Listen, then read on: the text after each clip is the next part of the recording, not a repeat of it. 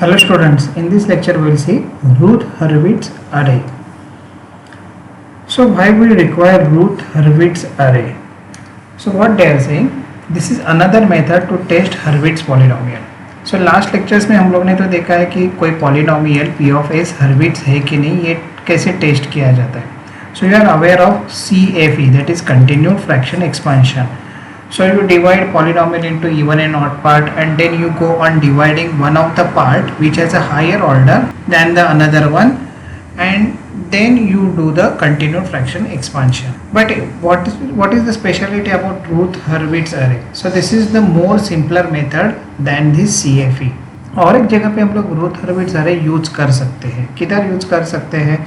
तो सपोज आपको एक पॉलिनोमियल दिया है and they are saying you find out k such that this polynomial become Hurwitz. So what values of k will give me that this polynomial is Hurwitz? अगर ऐसा आपको find out करने का है so Routh-Hurwitz array criteria आप follow कर सकते हैं. ये केस में आप CFE करने के लिए जाओगे तो वो थोड़ा डिफिकल्ट हो जाएगा. सो ये केस में अपने को Routh-Hurwitz array करने का है. तो Routh-Hurwitz array कैसे होता है that we will see. So आपको पॉलिनोमियल दिया गया है, right from the nth order to the constant. So आपको क्या करने का है, s raised to n आपको इधर लिखने का है, and you subsequently you have to go on decreasing the powers of s till it become 0. s raised to 0 means what, constant. Okay, but अभी फर्स्ट रो और सेकेंड रो आपको polynomial देख के आपको लिखने को आना चाहिए. सो ये पार्ट हमेशा फर्स्ट एंड सेकेंड रो ये पॉलिनोमियल्स दिया जाता है, उसके ऊपर से आप लिख सकते हैं. Hence for third row onwards you have to go on calculating these values till s raised to 0. So it just एक schematic representation है. हम लोग actual numerical देखेंगे तो और clear idea हो जाएगा. So इधर आपने ये coefficients लिख दिए. कैसे coefficients लिखने का है, तो s raised to n के लिए a n इधर आपको लिखने का है.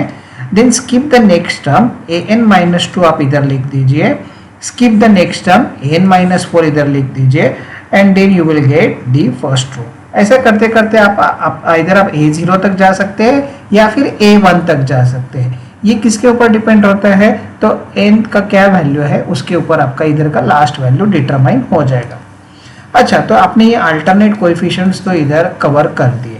सो अभी बाकी बचे हुए कोएफिशिएंट्स किधर जाएंगे, सो बाकी बचे हुए कोएफिशिएंट an-1 ये सेकेंड रो में जाएगा, फिर आ जाएगा an-3, और ऐसे करते करते आप लास्ट कोएफिशिएंट फिर से इधर a1 या a0 हो जाएगा. अगर ऊपर आपका a0 आ रहा है फर्स्ट रो में लास्ट एंट्री, तो इधर आपका a1 आ जाएगा. अगर ऊपर आप a1 लिख रहे हैं तो इधर लास्ट में a0 आ जाएगा. तो ये तो आपने फिल कर दिया है.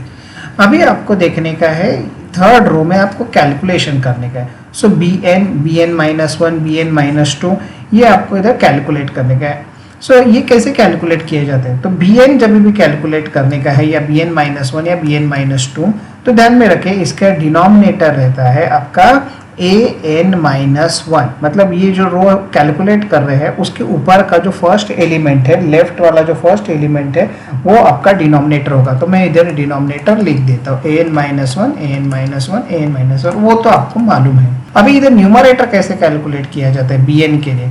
सो bn के ऊपर ये दो एलिमेंट है और आपको आगे का एक कॉलम लेने का है और इनका उल्टा निगेटिव डिटर्मिनेंट कैलकुलेट करने का है. निगेटिव डिटर्मिनेंट मीन्स व्हाट, सो इधर मैं लिख रहा हूँ an-1 an-2 an-3 और इसका निगेटिव डिटर्मिनेंट मीन्स व्हाट, आप डिटर्मिनेंट an इंटू an-3 ऐसे कैलकुलेट करते हैं, बट इधर हम लोग ये दोनों मल्टीप्लाई कर देंगे, या फिर आप डिटर्मिनेंट कैलकुलेट करो और फिर निगेटिव साइन से मल्टीप्लाई करो. तो simple way is you take negative determinant. So here I am writing that term. ये जस्ट मैंने आपको एक्सप्लेनेशन पर्पज के लिए इधर लिखा है. सो इधर आ जाएगा an-1 into an-2 minus an into an-3. ये वैल्यू आपको कैलकुलेट करने का. सो आपको bn मिल जाएगा. bn-1 कैसे कैलकुलेट किया जाता है, सो bn-1 के लिए आपको क्या करने का है, ये फर्स्ट कॉलम तो आपको लिखने का ही है. सो an और an-1 ये तो रहेगा ही, और उसके नेक्स्ट वाला कॉलम मतलब ये तो कंसीडर कर दिया था हम लोग ने bn के लिए, तो bn-1 के लिए ये नेक्स्ट वाला कॉलम. सो an-4 और an-5 लिख देने का है और इसका निगेटिव डिटर्मिनेंट कैलकुलेट करने का है. Negative determinant means what? First you multiply the minor diagonal elements and then you subtract the major product of major diagonal elements over here. So ये आप ये कैलकुलेट करोगे. वैसे आप bn माइनस टू कैलकुलेट करेगा. bn माइनस टू के लिए हो जाएगा, इधर आ जाएगा an और an माइनस वन. तो ये तो हमेशा रहता ही है. फर्स्ट कॉलम में जो आपके एलिमेंट्स है वो तो एज इट इज इधर आ जाते हैं, एंड सब्सिक्वेंटली जो सेकेंड कॉलम जो है वो एंट्रीज चेंज हो जाता है. सो इधर आप एक्सपेक्ट कर सकते हैं an माइनस सिक्स है और an माइनस सेवन है, तो वो मैं इधर लिख देता हूँ an माइनस सिक्स और an minus seven. But numerator कैसे लिखने का है, तो ये दोनों का प्रोडक्ट पहले लिखने का है. सो an minus one into an minus six minus an into an minus seven. तो ये आप कैलकुलेट कर देंगे. सो आपको ये थर्ड रो के एलिमेंट सब मिल जाएंगे. फोर्थ रो के लिए आपको कैसे कैलकुलेशन करने का है. सो फोर्थ रो के लिए अभी जब भी आप जाओगे तो फोर्थ रो तो इधर है, तो उसके ऊपर का रो देखिए, उसका फर्स्ट एलिमेंट देखिए क्या है, bn, और bn आपने कैलकुलेट किया रहेगा. सो इधर सब जगह पे आपका डिनोमिनेटर हो जाएगा bn. और अभी न्यूमरेटर कैसे कैलकुलेट करने का है. So for calculation of cn you will consider this four elements और वही अपना निगेटिव डिटर्मिनेंट. सो इधर हो जाएगा bn into an minus three पहले मल्टीप्लाई करोगे and then you will subtract an minus one into bn minus one. इसका product आप सब्ट्रैक्ट करोगे. अभी cn माइनस वन के लिए कैसे कैलकुलेट करोगे, तो फर्स्ट कॉलम तो रहेगा ही, उसके ऊपर के दो एलिमेंट रहेंगे और उसके आगे वाला कॉलम आपको कंसीडर करने का है. सो इधर हो जाएगा आपका उल्टा डिटर्मिनेंट के लिए. और निगेटिव डिटर्मिनेंट के लिए कैसे कैलकुलेट करोगे आप, bn into an minus five minus an minus one into bn minus two and so on. So ये तो मैंने इधर आपको एक स्कीमेटिक रिप्रेजेंटेशन बता दिया है. अभी एक्चुअल न्यूमेरिकल्स हम लोग सॉल्व करते हैं. सो आपको पॉलिनोमियल दिया गया है p ऑफ s, ये दिया गया है. सो आपको क्या करने का है, अरे बनाने का है. कौन सा अरे बनाने का है, तो रूट हर्विट्ज अरे बनाने का है. सो हाईएस्ट पावर है s टू द पावर 4, तो इधर लिख दो. फिर इधर आ जाएगा s क्यूब, इधर आ जाएगा s square, s raise to 1 और s raise to 0. Be careful while writing the terms over here. तो चलो स्टार्ट करते हैं. s रेस टू 4, इसका कोएफिशिएंट क्या है 1, तो 1 इधर आ जाएगा. Now skip this one, so next coefficient है आपका 6. Now skip this one, so next coefficient है आपका 8, सो 8 इधर आ जाएगा. अभी बचे हुए टर्म्स कौन से हैं, तो s क्यूब वाले हैं, तो उसका कोएफिशिएंट है 7 और इधर आ जाएगा 21. आपका polynomial decreasing powers of s में ही होना चाहिए. इधर कुछ नहीं आएगा, सो इधर आप लिख सकते हैं 0, या you can skip this one. Better I will write down 0. चलो अभी आपको ये वैल्यू कैलकुलेट करेंगे. ये वैल्यू कैलकुलेट करने के लिए आपको क्या करना पड़ेगा, 1, 7, 6 और 21 ये वैल्यूज आपको कंसीडर करने पड़ेंगे. सो इधर आ जाएगा, मैं इधर रफ कैलकुलेशन करो. 7 इंटू 6 ये हो जाएगा 42 और 1 इंटू 21 ये हो जाएगा माइनस 21 डिवाइड बाय 7. सो ये हो जाएगा 21 by 7. So value will be 3 over here. अभी आपको ये वैल्यू कैलकुलेट करने की है इधर की. सो ये वैल्यू के लिए क्या कंसीडर करोगे, तो आप कंसीडर करोगे 1, 7 और 8 और 0. सो आप कैलकुलेट करोगे 7 इंटू 8 वो हो जाएगा 56 और ये हो जाएगा minus 0 divide by 7. Don't forget that you are always dividing by the element, first element in the upper row. So ये हो जाएगा वैल्यू 56 बाय 7, सो वो आ जाएगा 8 और इधर आ जाएगा आपका 0. अभी आपको नेक्स्ट वैल्यू कैलकुलेट करने के, इधर के वैल्यूज कैलकुलेट करने के. सो ये हो जाएगा 3 इंटू 21, सो वो हो जाएगा 63 माइनस 7 इंटू 8 56 डिवाइड बाय, इधर आपको डिवीजन करना पड़ेगा 3 से. सो ये वैल्यू इधर सब्स्टिट्यूट हो जाएगा और ये आ जाएगा आपका value 7/3.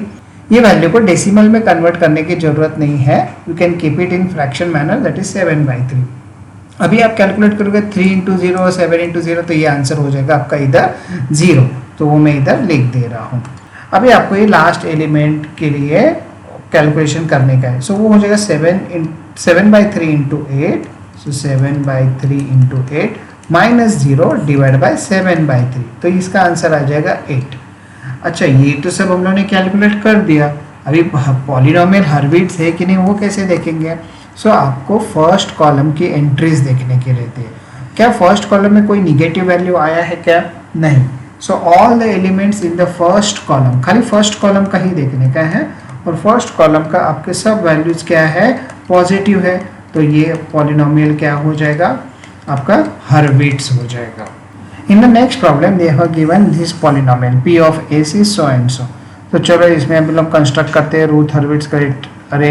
So s raise to 4 इधर आ जाएगा, s cube A square, S raise to 1 और एस रेस टू 0।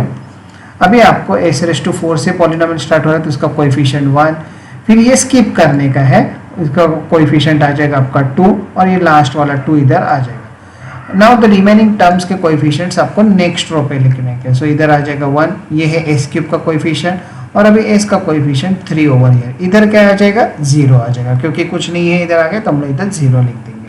चलो अभी अब ये वैल्यू कैलकुलेट करेंगे इधर का वैल्यू, तो वो कैसे कैलकुलेट होता है 1 into 2, so that I will write over here 2 and then you multiply these two elements, so हो जाएगा -3 डिवाइड बाय this 1, so ये हो जाएगा आपका वैल्यू हो जाएगा -1। चलो अभी आगे कैलकुलेट करो, इधर का भी वैल्यू आ जाएगा, वो कैसे आ जाएगा, सो 1 into 2, सो वो इधर मैं लिख रहा हूँ 2 और -0 हो जाएगा, ये एलिमेंट का मल्टीप्लीकेशन हो जाता है, ये दो एलिमेंट डिवाइड बाय 1, सो ये वैल्यू आ जाएगी आपकी 2, इधर क्या आ जाएगा 0, क्योंकि इधर आगे कुछ एलिमेंट है। चलो अभी आगे S1 के रिलेटेड हम लोग वैल्यूज कैलकुलेट कर देते हैं। सो ये दोनों मल्टीप्लाई करो, सो ये हो जाएगा -3 और ये दोनों का मल्टीप्लीकेशन हो जाएगा -2 डिवाइड बाय दिस वैल्यू, सो ये हो जाएगा -1, सो ये हो जाएगा -5 बाय -1, सो ये वैल्यू इधर आ जाएगा 5। अभी इधर आगे कुछ है नहीं तो इधर आ जाएगा आपका 0। Now you calculate the last value over here, so इधर आपको कैलकुलेट करने का वैल्यू, सो ये हो जाएगा 5 into 2, सो ये हो जाएगा 10 और इधर आ जाएगा आपका 0 divide by 5, don't forget to divide by this element, so ये आ जाएगा इधर आपका value 2। Now you observe all the entries in the first column, there is one negative entry, so since there is a sign change in the first column, there is a sign change in the first column, hence the polynomial p of s is not Hurwitz. सो ये काफ़ी simple method है Ruth Hurwitz अरे, जिससे आप test कर सकते हैं कि कोई पॉलिनोमियल हर्विट्ज़ है कि नहीं। Thank you.